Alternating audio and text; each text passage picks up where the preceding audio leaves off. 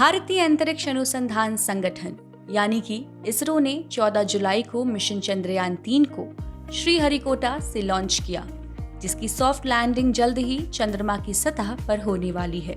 Mission Chandrayaan 3 अपने सफर के अंतिम चरण पर है।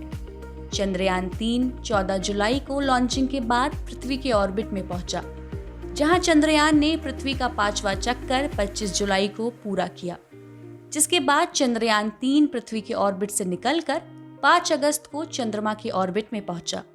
करीब 6 अगस्त की देर रात तक चंद्रमा के सतह का पहला चक्कर चंद्रयान ने लगाया।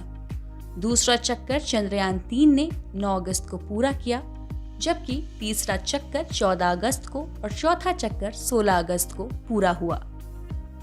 चंद्रयान 3 5वां चक्कर 17 अगस्त को पूरा करने के बाद लैंडर मॉड्यूल प्रोपल्शन मॉड्यूल से अलग हो गया है। लैंडर को विक्रम का नाम दिया गया है, जबकि लैंडर के अंदर के रोवर का प्रज्ञान नाम रखा गया है। विक्रम लैंडर के चंद्रमा पर लैंडिंग करते ही रोवर प्रज्ञान चंद्रमा की सतह पर उतरेगा। यह चंद्रयान 3 मिशन का कम्युनिकेशन इन चीफ है।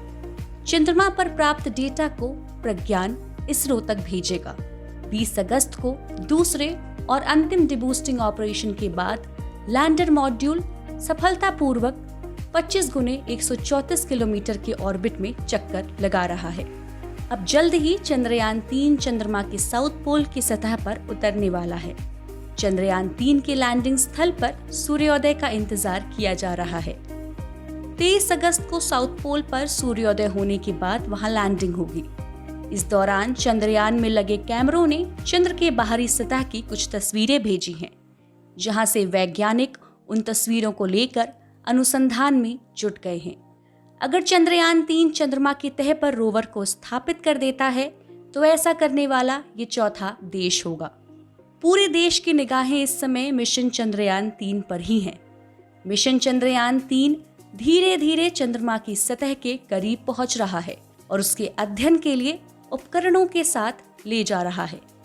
चंद्रयान 3 के मिशन से हमें अंतरिक्ष की अनगिनत अनसुलझ पहेलियों के बारे में जानकारी मिल सकती है। इसके अलावा हम इसके माध्यम से चंद्रमा के गोलक की गहराइयों को समझ सकते हैं और मानव जीवन के लिए नए संसाधनों की तलाश में आगे बढ़ सकते हैं। इसरो की माने तो 23 अगस्त को चंद्रमा की सतह पर चंद्रयान 3 लैंड होगा। भारत के साथ साथ पूरे विश्व की निगाहें मिशन चंद्रयान 3 की ओर हैं। पूरा देश सॉफ्ट लैंडिंग की दुआएं कर रहा है। बिल्कुल सिमरन, और जब से इस पृथ्वी का निर्माण हुआ है और मनुष्य इस पृथ्वी पर आया है, तो तब से चांद जो है वो इसका एक अहम हिस्सा बन चुका है। बिल्कुल सही कह रही हो रतिका। और इसी तरह से हमारे कथाकारों ने अपनी कहानियों में, शायरों ने अपनी शेरों शायरी में और कविताओं में, हमारे कवि और जो कवित्रियाँ हैं उन्होंने चांद के हर रूप का वर्णन किया है। तो सृष्टि, चांद कुछ अपना अपना सा लगता है ना? क्यों, क्या कहना चाहोगी तुम इस पर?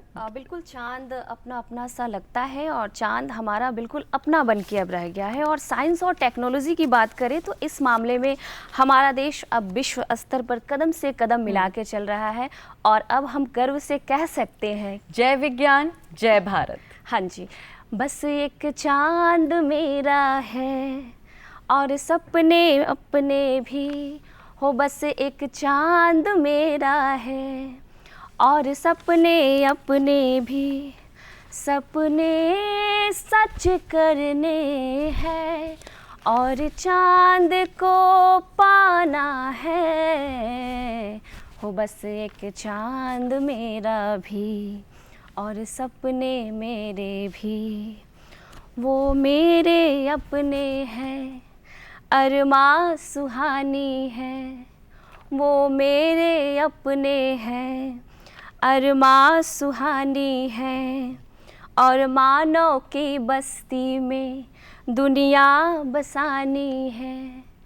हो बस एक चांद मेरा भी और सपने मेरे भी, अटखेलिया रुमानी लहरों की ये कहानी, अटखेलिया रुमानी लहरों की ये कहानी।